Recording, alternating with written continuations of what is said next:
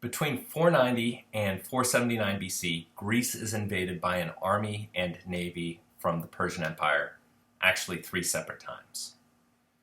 By this point, remember we've got colonization going on. We've got Greek colonies near where the Persian Empire would reach its westernmost point. So the Persian Empire, biggest empire the world's seen at this point, it covers most of Asia Minor. So if you're looking at this map here, we're talking about the area that's in kind of the dark olive green, but it goes way far east of that. And these colonies that were Athenian fall within the sphere of the Persian Empire. And so they don't appreciate being governed by Persians. They see themselves as Greeks. They try and rebel. And Persia, from its perspective, thinks that the way to control them and the way to prevent this from happening is to prevent support from those metropolis, from the cities in the Greek mainland. So first a king by the name of Darius, who lives from 548 to 486 BC, builds up a huge Persian empire. It controls, like I said, Asia Minor, well beyond there.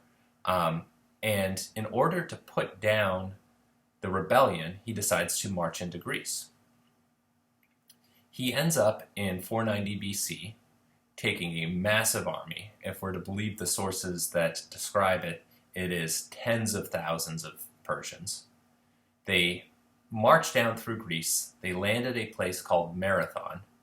Greek forces, using those hoplites, are able to actually charge and trap the Persians, and we kind of talked about David and Goliath last week, create a David and Goliath type scenario where the Greeks, against all odds, defeat an army that's 2.5 times their size and has been doing nothing but kicking ass for the past several decades.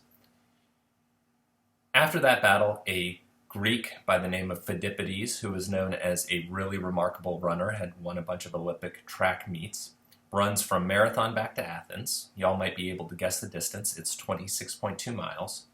And lets the people in Athens know what's gone on, what has gone on.